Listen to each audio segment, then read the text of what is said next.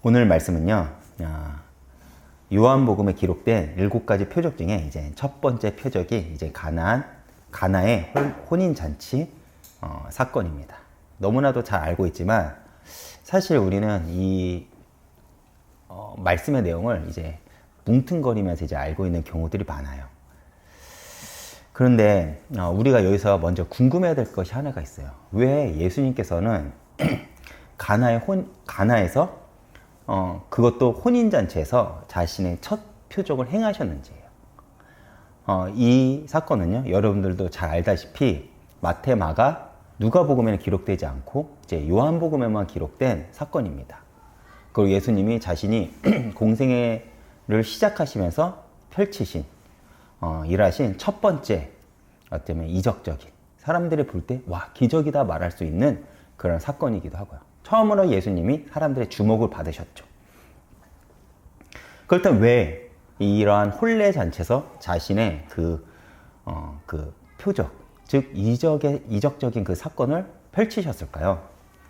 이유가 있어요. 왜 그러냐면 성경에서요, 하나님이 이스라엘과의 그 관계를 설명할 때요, 설명하는 단어가 있습니다.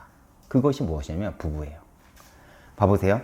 성경에서 하나님과 이스라엘의 관계를 어떻게 표현하냐면 부부가 서로 맺은 언약 관계로 표현하십니다. 우리가 하나님과 언약을 맺었다라는 것은 뭐냐면 우리가 부부로서 우리가 언약을 맺은 거랑 같은 의미예요. 이해가 가시나요? 그렇게 예수님 역시 자신을 설명할 때 자신의 신랑 그리고 성도인 우리를 신부라 표현을 하신 것입니다. 이렇듯 성경의 모든 이야기는요, 혼인으로 시작해 혼인으로 끝납니다. 이스라엘은 하나님과 언약 관계를 맺어졌죠. 그리고 하나님은요, 아담을 창조하시고 아담의 아내인 하와를 창조하시고 당신이 주례자가 되어서 이제 아담과 하와를 또 혼인을 시키십니다. 그런데 인간이 죄를 범함으로써 어떻게 되죠? 첫 번째, 하나님과의 그 언약 관계가 깨지고 그리고 부부와의 관계가 깨집니다. 죄가 들어옴으로 하나님과 언약 관계가 깨지고 그로 인해서 온 땅이 망가지기 시작하죠.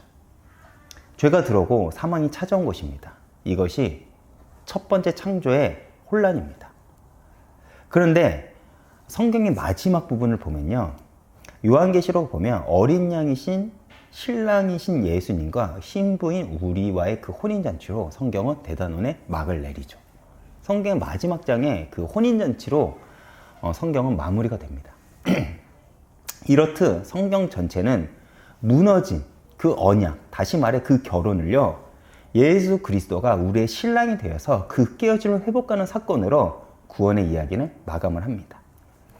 그리고 그 이야기를 내가 무슨 일을 할 거야 라는 것을 펼치시기 위해 표적으로 보이신 첫 번째 사건이 바로 오늘 이야기의 사건입니다. 그렇기 때문에 이 혼인잔치는 굉장히 중요한 사건인 거죠. 이런 우리가 영화를 볼 때 프리뷰라고 하죠. 앞으로 이 이야기가 어떻게 펼쳐질 거라는 것을 예고편을 맛보는 우리가 그런 게 있지 않습니까? 그 이야기가 바로 오늘 이 사건이라는 거예요. 앞으로 예수님은 우리에게 신랑으로서 어떤 역할을 할 거야 라는 거예요.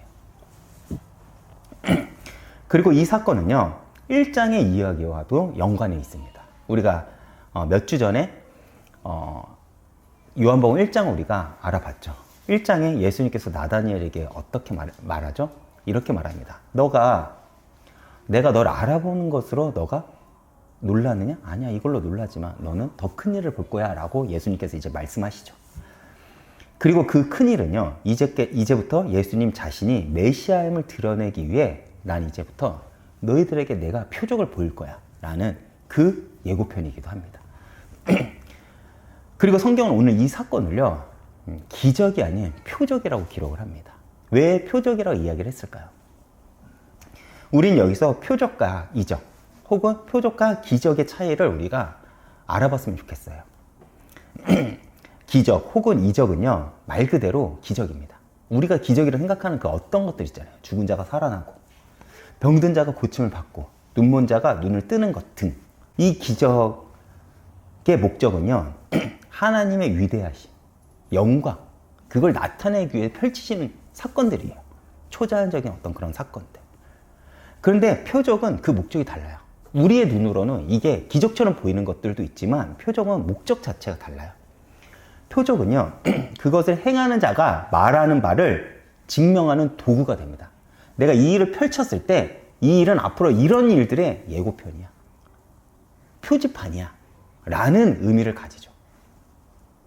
그래서 표적은 어떤 목적을 지향하기 위해 중간중간 설치된 안내판과 같은 역할을 합니다. 그래서 주님께서 보이신 이 표적의 목적은요, 자신이 하나님의 아들, 즉 메시아라는 사실과 함께 나는 이제 너희를 구원하기 위해 죽음으로 갈 거야 라는 그 길목을 가리키고 있죠. 오늘 본문을 보겠습니다.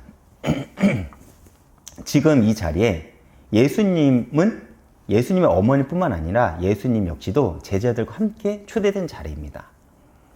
그리고 성경은 그 잔치에 포도주가 떨어졌다고 기록을 하죠. 이게 왜 큰 사건이 되냐면 당시 유대 사회에서 혼인잔치는 그들이 생각할 수 있는 최상의 축복의 모델이었어요. 그래서 유대인들은요, 하늘나라 혹은 메시아의 도래에 대한 상상을 할 때 어떤 식으로 상상을 했냐면, 무엇을 기반으로 상상했냐면 혼인잔치를 생각을 하면서 상상을 했습니다. 앞으로 예수님께서 오시면 우리는 이런 모습으로 우리는 기뻐할 거야. 이렇게 우리는 즐거워할 거야. 이렇게 우리는 잔치에 참여한 자가 될 거야 라는 것을, 어떤 것을 생각하면서 상상을 했냐면 혼인잔치를 보면서 상상을 했어요. 그렇게 이런 혼인잔치의 모습은요, 메시아적 축하와 즐거움의 이미지를 제공을 했어요. 또한 유대 사회에서 그 결혼은 동시에 가족들에게 최고의 영예를 가져다주는 수단으로 강조되었습니다. 실제로 전통이 적절하게 지켜지지 못했을 경우에는 그 유대 사회에서는 어떤 일도 벌어졌냐면 법적인 문제들도 뒤따르기 시작했어요. 내 체면이 깎이는 일이 벌어지잖아요. 그럼 법적으로 재판에 가기까지 했습니다. 왜냐하면 그것은 결혼하는 부부에 있어서 공적인 수치를 의미했기 때문에 그래요. 그렇게 이렇게 중요하게 생각했던 혼인잔치 도중에 포도주가 떨어졌다는 것은요, 혼인잔치를 주관하는 이에게도 또 결혼하는 부부에게도 평생의 불명예를 끼칠 수 있다는 사실이에요. 이것은 우리가 상상하는 그 이상입니다. 그리고 또 포도주가 떨어졌다는 건 또 다른 의미를 우리에게 가져다 줍니다. 그것이 무엇이냐면 그 포도주의 자체에 가지고 있는 의미도 있어요. 이스라엘 지역은 여러분들 잘 알다시피 물이 풍부한 곳이 아닙니다. 그렇죠. 그 계절은요, 건기와 우기로 크게 나눠져 있습니다. 그 나라는요. 그리고 건기 때 물이 가장 부족할 때 수확할 수 있는 열매가 바로 포도라고 합니다. 그 포도를 수확해서 만든 포도주는요, 이스라엘 백성들에게는 물을 대신한 음료예요. 다시 말해, 물이 없어서 그 긴 갈증 끝에 해갈의 기쁨을 준다고 해서 성경에서 포도주는 기쁨의 상징, 혹은 회복의 상징, 혹은 즐거움의 상징으로 표현되기도 합니다. 근데 포도주가 떨어졌다 라는 것은 우리에게 어떤 의미를 가져다 주는 것일까요? 가장 기뻐해야 할 그 잔치에 그 기쁨이 중단된 것입니다. 그것을 의미하는 거예요. 마치 우리의 인생을 그대로 표현하는 것 같습니다. 우리가 마주한 삶의 현장은 어떻습니까? 우리의 인생을 돌아보면 어떻습니까? 우리의 인생은 기쁨이 없는 인생이 아닙니까? 마치 우리의 인생은 포도주가 떨어져 기쁨이 없는 인생을 살아가는 것 같습니다. 열심히 살아도 돈을 벌어도 행복하지 않고 세상에 어떤 것을 누려도 공허함을 채울 수 없습니다. 저는 가난하게 살고 없이 산다는 게 좋다고 말하는 것이 아닙니다. 근데 내가 갖는다고 한들 우리 생각에는 행복할 것 같지만 그렇지 않아요. 더 큰 쾌락, 더 큰 즐거움을 찾습니다. 왜 그럴까요? 공허해서요.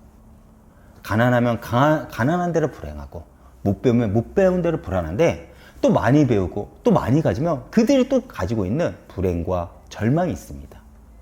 왜요? 그들의 삶을 살아가면 살아갈수록 기쁨이 없기 때문에 그래요. 그래서 더 큰 욕망, 더 큰 명예, 더 큰 어떤 것을 얻기 위해서 우리는 끊임없이 불나방처럼 달려가는 것이 우리의 인생이지 않을까 생각을 합니다. 많은 이들이, 아니요, 모든 이들이요, 무엇이 참된 행복을 가져다 줄까 고민하고 여기에만 몰두하면서 다니고 있습니다. 여러분도 한번 생각해 보십시오. 우리 인생, 포도주가 떨어진 인생이 아닐까? 정말 이 장면을 보면서 우리는 한 번쯤 생각하게 됩니다. 그런데 예수님의 어머니는 포도주가 떨어지고 어떻게 행동을 하시죠? 그 난감함을 예수님께 부탁을 합니다. 그렇다면 예수님의 어머니는 무슨 의미로 예수님에게 그런 이야기를 했을까요? 마리아 입장에서 한번 생각을 해본다면 마리아의 상황을 우리가 한번, 그때 당시에 마리아의 상황을 우리가 한번 생각해 봅시다. 마리아가 어떤 상황이었을까? 마리아는요, 요셉이 자신의 남편 요셉은요, 마리아의 남편 요셉은요, 예수님이 어릴 때 죽었어요. 그리고 마리아는 혼자서 가정을 이끌었습니다. 그런데 지금도 여자 혼자서 자녀들을 데리고 살아가는 게 쉽지 않죠. 그런데 당시 이스라엘은요, 과부는 대표적인 약자 중 하나였어요. 약자가 이방인, 그리고 어린아이, 과부로 지칭이 되는데, 이방인은 자기의 나라로 돌아가면 괜찮습니다. 그리고 어린아이는 자라면 괜찮아요. 근데 과부는요, 죽을 때까지 약자입니다. 그럼 그 시대의 과부로서 얼마나 편견과 모욕, 그리고 차별을 당하면서 살았을까요? 마리아는 굉장히 힘들게 살았습니다. 마리아가 대단한 건 뭐냐면, 그럼에도 자신들의 자녀들을요, 끝까지 책임졌다는 거예요. 그래서 홀 어머니에게 예수님은 어떤 존재일까요? 예수님은 마리아에게 어찌됐건 큰아들이지 않습니까? 의지의 대상이었을 것입니다. 예수가 어떨 때는 남편도 될 때가 있고요, 어떨 때는 자신의 자녀이기도 하고 자신이 의지할 어떤 한 존재였을 것입니다. 절대적 인생의 의존자였을 거예요. 그런데 자신이 의지했던 그 아들이 어느 날 제자들을 데리고 온 것입니다. 우리는 여기서 예수님의 어머니가 아들에 대한 인식을 잠깐 우리가 엿볼 수가 있어요. 그래서 자신은 아들, 내가 의지하는 대상이 제자를 데리고 왔어요. 어떤 기대를 가지고 예수님에게 찾아갔겠죠. 그래서 자신의 아들에게 포도주가 떨어졌다고 이야기를 합니다. 이는 이런 의미겠죠. 문제가 이렇게 발생하는데 네가 혹시 이 일을 어떻게 수습해 줄 수 있겠니? 아마 이 정도의 의미를 가졌을 거라고 생각을 합니다. 우리는 여기서 굉장히 영적인 큰 의미를 우리는 내포하려고 하는데, 사실 그 정도까지는 아니고, 내가 의지하는 대상이 제자들 데리고 왔어. 그러면 저들과 함께, 아니면 내가 의지하는 대상이니까 좀 내가 약간의 그 하소연, 아니면 어떤 동기를 가지고 아들한테 얘기를 했을 거예요. 지극히 육신적인 관점에서요. 육신적인 차원에서 요구를 한 것입니다. 아마도 마리아는 자신의 아들이 특별하다는 것을 알았지만, 이 사건이 그리스도의 표적이 되는 영적인 사건인지는 아마 마리아는 인식하지 못했을 거예요. 단지 지극히 육적인 차원에서의 그 요구를 한 것입니다. 그때 예수님의 반응은 무엇입니까? 4절에 예수님 이렇게 말씀하시죠. 예수께서 이르시되 여자여, 이것이 나와 무슨 상관이 있나이까? 내 때가 아직 이르지 아니하였나이다 라고 합니다. 예수님의 반응은 굉장히 차갑죠. 이때 여러분이 마리아라면 어떤 기분이 들었을까요? 당황하고 미묘한 감정이 들었을 거예요. 그렇죠. 내가 의지할 때마다 따뜻하게 받아주던 어떤 아들이 어느 날 갑자기 차갑게 나에게 대하는 거예요. 이 여자의 호칭에 대한 말은 우리나라로 번역하니까 이제 버릇이 없어 보이지만, 사실 이 호칭은요, 여자를 높이 부를 때 부르는 품격 있는 호칭입니다. 혹시 우리로 표현하면 여사님 이런 식으로 어떤, 그럼에도 이 호칭은 어머니한테 쓰는 호칭은 아닙니다. 그렇다면 예수님은 왜 이러한 호칭을 굳이 쓰셨을까요? 이제 예수님께서는요, 이 사건을 시작으로 공개적으로 자신의 정체성을 드러내는 선언이기 때문에 그렇습니다. 드디어 육적인 어머니와는 분리를 시작하신 것입니다. 그래서 이렇게 말한 거야. 그것이 나와 무슨 상관이 있나이까? 너의 그 육적인 요구가 나랑 무슨 상관이 있냐 하는 거예요. 이 말은요, 예수님께서 이 문제를 나는 해결하지 못한다가 아닙니다. 난 이 문제를 해결하지 않겠다라는 거예요. 즉, 어머니가 요구하는 그 육적인 요구에는 내가 반응하지 않겠다라는 것입니다. 즉, 아들이 아닌 메시아, 곧 그리스도로서 그 육신의 어머니의 요구를 예수님은요, 거절하신 거예요. 그리고 이것은 현재 우리의 신앙과도 연결이 됩니다. 항상 우리가 예수님께 요구하는 것은 무엇이죠? 거의 100% 육적인 거예요. 저도 마찬가지입니다. 제가 간절한 것은 제가 그리스도를 채워지는 게 아니라 제 문제가 해결되는 거예요. 그런데 요한복음은 어떻게 시작하죠? 요한복음 시작 때부터 예수에 대해서 이야기를 합니다. 예수가 어떤 존재라고 이야기를 하죠? 처음부터요. 하나님의 아들이자 하나님 자체, 그 본체라는 것을 우리에게 알려줍니다. 그리고 이러한 사실을요, 혼인잔치에서 표적으로 드러내세요. 그런데 우리는 여전히 예수님을 육신의 문제의 해결자로만 우리는 보고 있는 것이 우리의 신앙의 실존의 모습입니다. 우리는 이 사건을 보면서 예수님이 이 땅에 오신 그 본질적인 이유에 대해서 얼마나 인지하고 있는지 우리는 스스로 질문할 수 있어야 돼요. 다시 말해 이거예요. 내가 왜 구원을 받았지? 내가 왜 하나님을 믿게 되었지? 내가 왜 하나님의 자녀가 되었지? 이 질문이 있어야 된다는 것입니다. 이 질문이 없다면요, 내가 당한 그 문제가 해결되지 않거나 혹은 내가 원하는 그 응답이 성취가 되지 않으면 우리는요, 과감하게 하나님을 버리고 세상으로 향하기 때문에 그래요.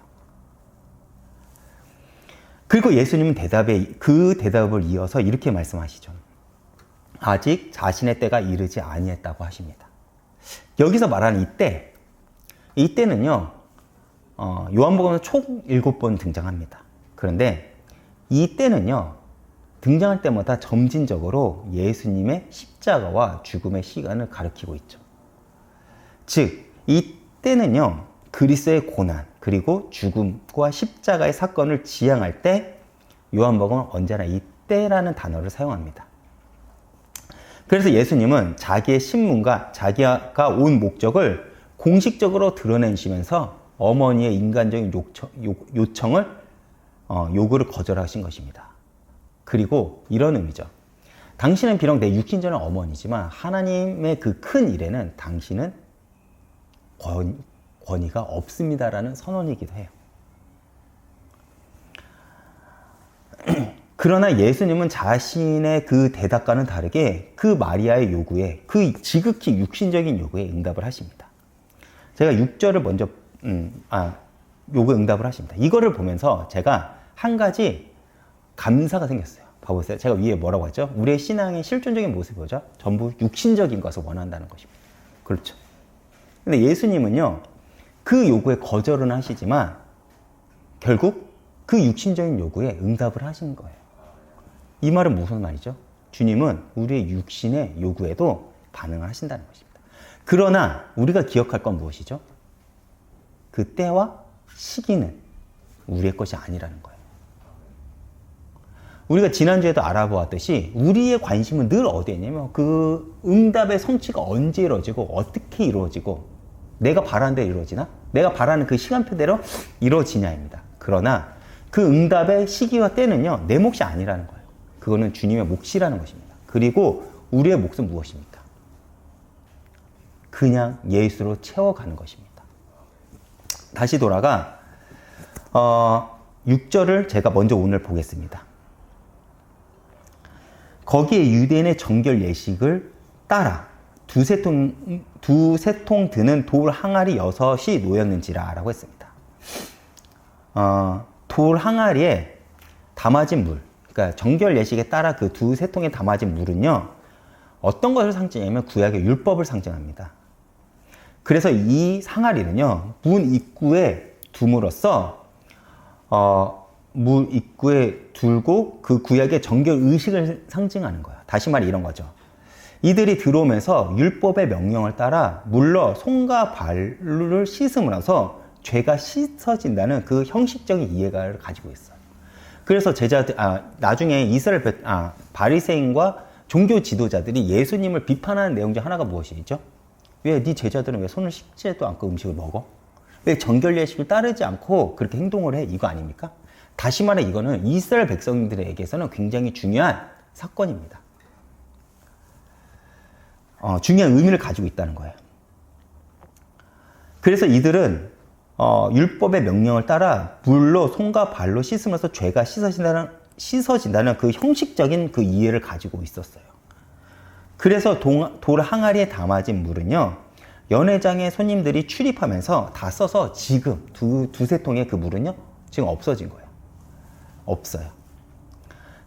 다시 말해 초대된 사람들은요, 다 그 예식을 한 사람들이라는 것입니다. 그러나 포도주가 떨어졌다라는 것은 뭐냐면, 너희들이 아무리 그러한 구약의 율법에 그 정결 예식을 하더라도 그것으로는 너희들의 온전한 용서와 구원 그리고 기쁨을 이루어질 수 없다는 것을 우리에게 상징적으로 보여주는 사건이기도 합니다. 그래서 그 율법을 완성하신 분이 그 정결 예식 물로 너희들의 기쁨을 대신하는 그 의미로 포도주로 만드는 거예요. 사실 주님은요, 물이 없어도 포도주를 만들 수 있겠죠. 그러나 주님은요, 내가 구약의 율법을 완성하러 온다는 것을 이미지적으로 우리에게 보여주기 위해서 굳이 그 안에 물을 채우고 포도주로 바꿈으로써 내가 너희들이 바라는 그 율법의 완성을 내가 이루어왔다는 것을 상징적으로 보여주는 사건이기도 합니다. 그걸 주님은 이 사건, 우리에게 이미지적으로 보여주기 위해서 이렇게 펼치신 것이죠.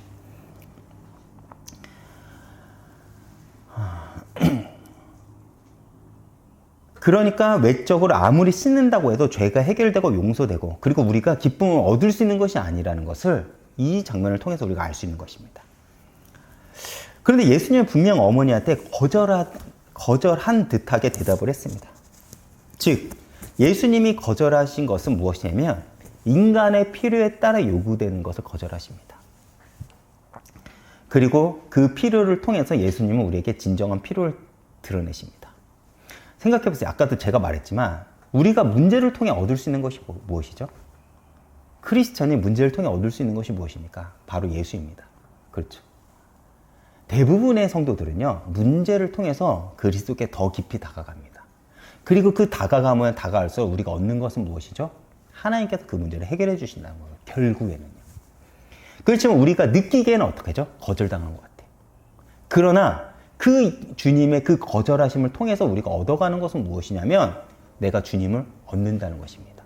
그리고 그 필요를 통해서 예수님은 우리에게 진정한 필요를 드러내시죠. 너가 진정하게 필요한 것은 무엇이냐라고 하면 결국 이 포도주의 문제가 아닌 결국 너희들의 그 진정한 기쁨, 그것이 내가 채워주겠다는 것입니다.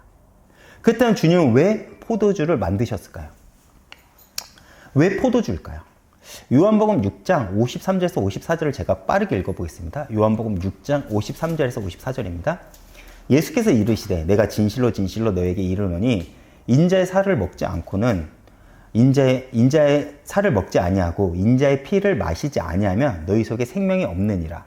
내 생명을 먹고 내 살을 먹고 내 피를 마시는 자는 영생을 가졌고 마지막 날에 내가 그를 다시 살리리니. 아멘. 이제 우리는 예수님의 피를 무엇으로 대신해 마심으로써 그 의식을 대신하니까 바로 포도주입니다. 다시 말해 성찬식은 사실 예수님이 친히 만드신 제도입니다. 다시 말해 우리가 예수님을 경험하기 위해서 이 포도주를 마십니다. 우리가 이제는 때가 되면 저희 교회도 이제 성찬 예식을 할 건데 이 성찬 예식은 뭐냐면 내가 예수님의 살과 피를 먹는다는 의미예요. 내가 이제 예수님과 함께 영원토록 이 땅에 거하겠습니다. 내가 예수님과 연합되었습니다. 이런 의미를 가지겠죠. 그런데 그 의식의 대표적인 것이 뭐냐면 포도주라는 거예요. 역시 너희들이 이 포도주를 마심으로써 너희들 이 혼인잔치에 참여한 너희 모두가 내 기쁨에 동참하게 되었다는 것을 또한 예수님은 상징적으로 보여주는 것입니다. 예수님의 어머니는 문제를 해결하기 위해 부탁을 했지만 예수님이 포도주를 만드신 것은 자신이 죽기 위해 왔다는 것을 천명한 사건이에요. 내가 포도주를 마셨다. 그리고 너희들이 기쁨이 주어졌다. 그런데 내가 너에게 그 기쁨을 주기 위해서는 나는 죽어야 된다는 거예요. 이해가 가시나요? 그래서 내 때가 오지 않았다는 것은 이제 나는 십자가를 향해 걸어갈 것이라는 의미이기도 하죠. 그런데 사실 이것은 단순히 예수님에게만 국한된 문제는 아닙니다. 이것은 앞으로 교회가 걸어가야 될 길을 상징하는 것이기도 하죠. 또한 오늘 이 말씀은요, 우리에게 주는 중요한 메시지도 있습니다. 그것이 무엇입니까? 우리는 이 땅의 것들이 채워져야만 행복과 만족이 올 거라고 우리는 생각을 해요. 그러나 진정한 행복과 기쁨과 만족으로는요, 예수로만 채워질 때 우리는 경험한다는 것입니다. 그렇기 때문에 그것을 경험한 자들은요, 죽음 앞에서 또 예수님을 포기하지 않는 그러한 기적적인 일들을 우리가 듣고 보고 경험할 수 있다는 것입니다. 오늘 요한복음 2장에서의 그 혼인잔치의 기적은요, 결핍에 빠진 우리들의 인생에 찾아오셔서 예수님은 포도주를 만드심으로써 예수님의 죽음과 십자가 사건만이 우리를 온전케 하신다는 그 메시지를 지금 우리들에게 알려주고 있는 것이죠. 그런데 우리가 여기서 또 한 번 알아볼 것이 있습니다. 다른 관점을 우리가 한번 알아보겠습니다. 사람들의 관점이요. 이 표적을 각각 사람들은요, 어떻게 바라보고 있냐는 거예요. 먼저는 마리아를 한번 알아보겠습니다. 제가 아까 5절 건너뛰어서 6절을 먼저 읽었죠. 그렇다면 이번에는 5절을 한번 읽어보겠습니다. 그의 어머니가 하인들에게 이르되 너에게 무슨 말씀을 하시든지 그대로 하니라. 아멘. 여러분, 이 5절을 통해서는 마리아의 심경 변화와 중요한 단서와 힌트를 암시하고 있습니다. 여러분, 이 말씀, 이 구절을 통해 보면요, 아들의 대답에 마리아가 기분이 상한 모습으로 여러분은 느껴지시나요? 그렇지 않죠.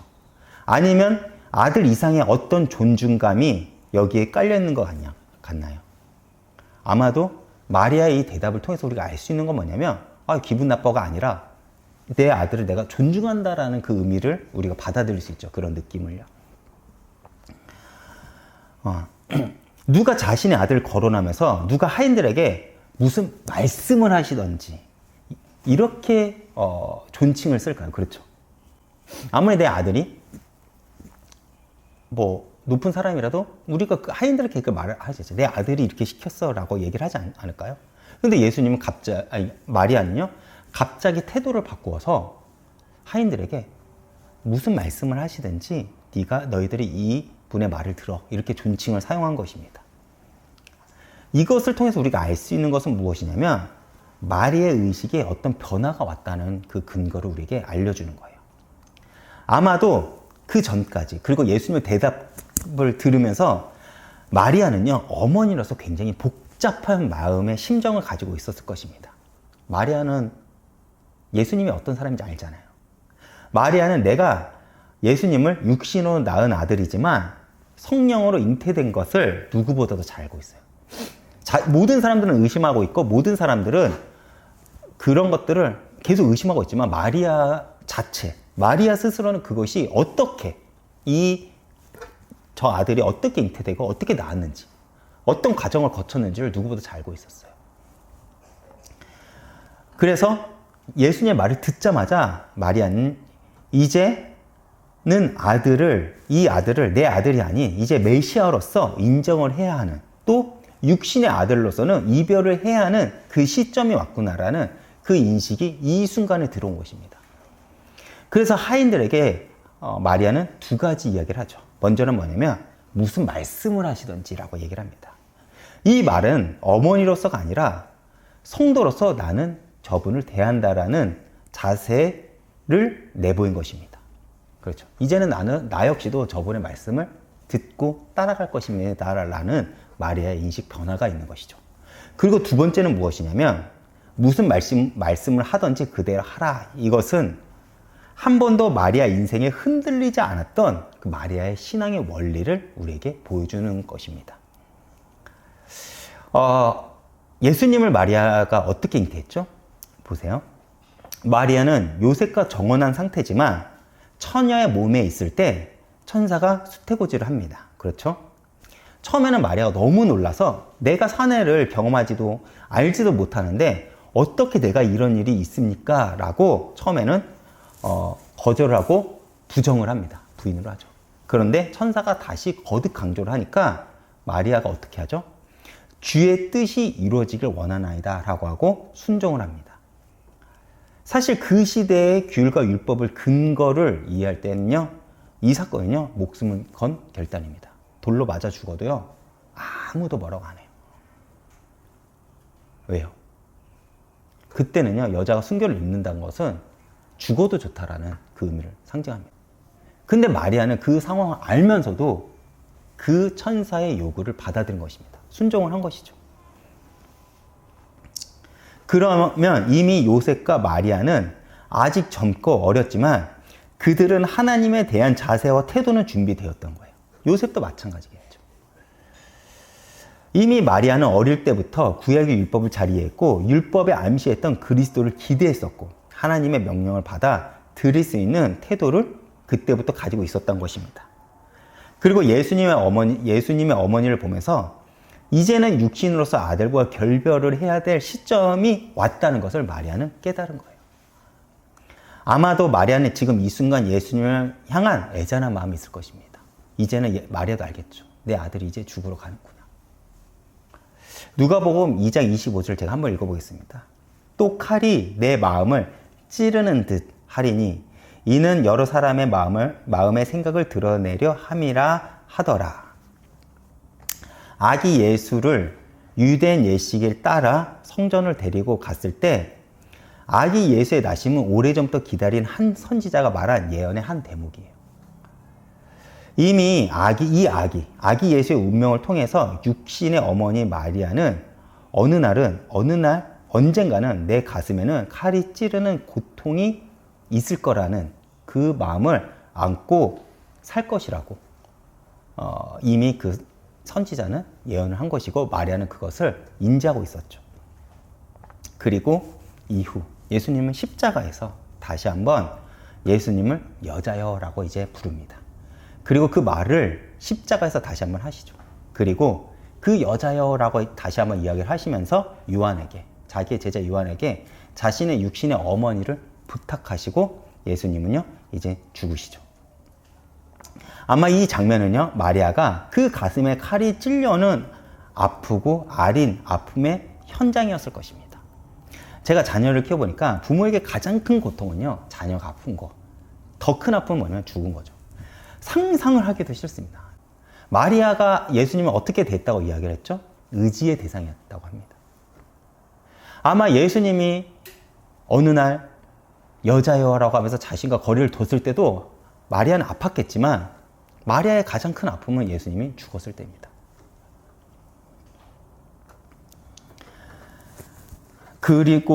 그러나 마리아는 내내 예수님을 가슴으로부터 떠내보내고 예수를 구세주로 그리고 그리스도로 받아들입니다. 그래서 5절은요 마리아의 그 인식 변화와 그녀가 오랫동안 예수님의 말씀에 순종에 대한 태도를 우리에게 보여주는 것이죠. 그리고 두 번째, 어떤 하인들의 입장을 제가 한번 보겠습니다. 하인들에게도 두 가지 태도가 보입니다. 예수님은 하인들에게 항아리에 물을 채우라고 요구하시죠. 그리고 하인들의 태도는요 성실했습니다. 큰 항아리 6개의 물을 가득 채웁니다. 굉장히 바빴을 거예요. 그런데 그 바쁜 와중에도 명령대로 채운 것입니다. 그리고 또 하나의 태도는요 이들의 태도를 보면 우리는 칭찬할 만해요. 그렇죠? 교회에서 보면 이런 성도들이 보면 기쁩니다. 그런데 문제는 무엇이냐면 그들이 또 하나의 태도입니다. 그들의 또 하나의 태도는 무엇이냐면 하인들의 말이 성경에 기록되지 않았다는 거예요. 이것은 어떤 의미를 우리에게 줄까요? 하인들은 성실하게 그리고 끝까지 물을 채우고 어떤 소리도 하지 않았습니다. 그리고 그들의 역할은 여기에서 끝납니다. 그들은 기적을 경험합니다. 그리고 그 기적의 시작이 어디서부터 왔는지도 압니다. 그럼에도 그들의 역할은 여기까지라는 거예요. 우리들 가운데도 이런 사람들이 있어요. 우리가 예수를 믿고 예수님이 주시는 위로와 은혜를 받은 사람들이 있죠. 때로는 기도에 대한 응답도 받습니다. 그런데 그들의 역할은 딱 여기까지라는 거예요. 물론 교회 헌신과 봉사도 하지만 그들을 통해서는 증인으로서의 그 삶이 없다는 것이죠. 그들 통해서는 복음이 증거되지도 전파되지도 않는 것입니다. 그런데 제자는 어떤 이들이죠? 내가 보고 경험한 것을 세상에 증언하는 자들입니다. 우리가 구원을 받았다면 이런 하인들과 같은 모습이 아닌 제자로서의 삶의 자세를 가져야 될 것입니다. 내가 만난 예수를 소개하고 증거하면서 정말 그들에게 구원의 길로 인도하는 것이 바로 제자들의 모습이라는 것이죠.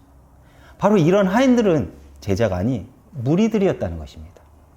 그리고 마지막으로 어떤 사람을 우리가 알아보고자 하냐면 연회를 주관하고 있는 연회장입니다. 9절입니다. 연회장은 물로 된 포도주를 맛보고도 맛보고도 어디서 온 포도주인지를 모르되 물떠온 하인들은 알더라. 여러분 어떻습니까? 이 연회장은요, 같은 날, 같은 시, 같은 장소에서 같은 사건을 경험하고 있습니다. 심지어 기적으로 만들어진 포도주를 맛보고도 있어요. 그럼에도 이 포도주가 어디서 났는지를 모릅니다. 중요한 것은 무엇이냐면 어디서입니다. 기적을 경험하고도 몰랐다는 것입니다. 신앙생활 속에서 이런 사람이 있을까요, 없을까요? 저는 아마도 대부분의 성도들은 아마 연회장과 같은 모습을 가질 것이라고 생각을 합니다. 사실 우리가 이렇게 살아가는 것이 기적이라고 생각이 들 때가 너무나 많습니다. 근데 우리의 문제는 무엇이냐면 그것을 기적을 경험하고도요, 어디서 왔는지 모른다는 겁니다.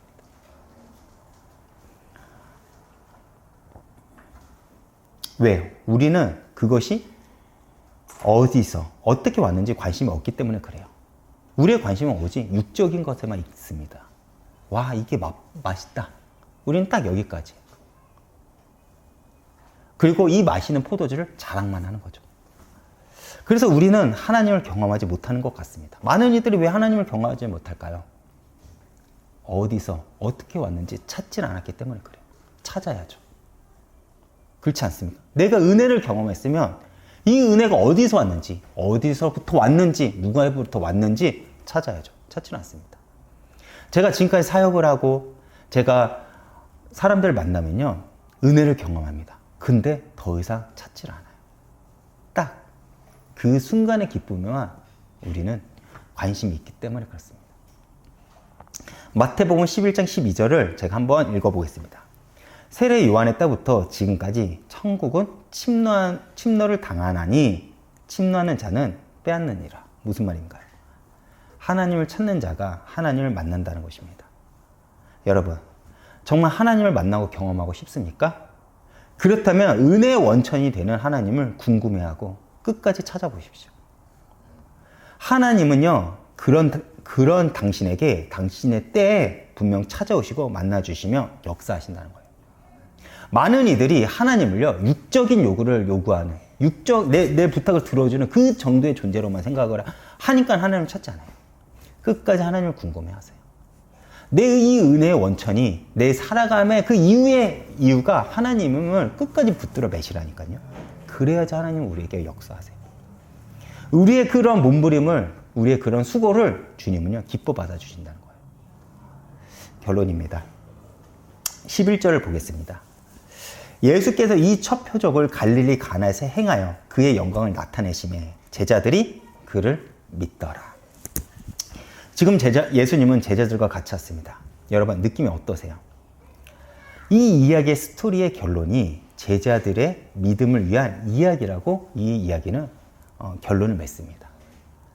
요한복음 1장 41절에 요한과 안드레는 베드로에게 이렇게 말하죠. 우리가 메시아를 만났다. 그렇죠. 요한복음 1장에 보면요.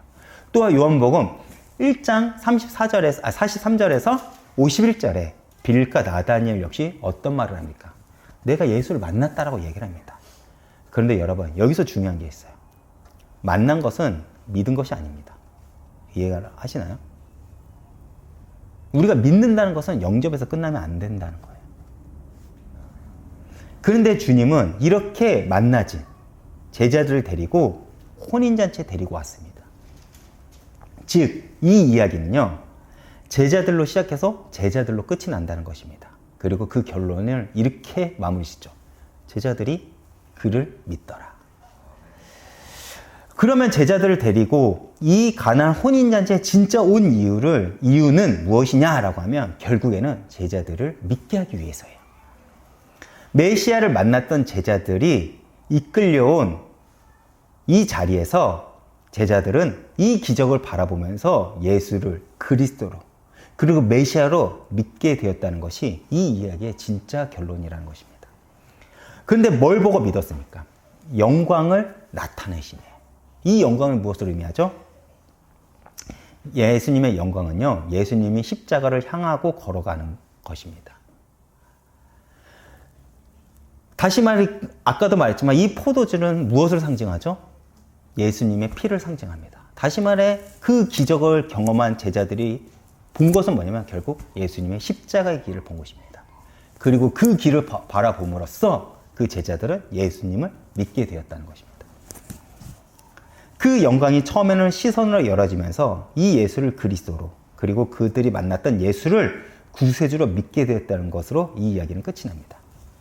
여러분, 교회 안에는요, 다양한 신앙의 시선들을 가진 사람들이 있습니다. 어떤 사람은요, 하인과 같은 시각이 있습니다. 기적까지는 체험했는데 딱 거기까지예요. 더 딱한 사람은 연회장 같은 사람입니다. 기적을 맛보고도 모르는 거예요. 그런데 마리아와 같은 사람들이 있어요. 문제를 통해서 예수 그리스도를 구세주로 그리고 메시아로 눈을 뜨는 계기를 만듭니다.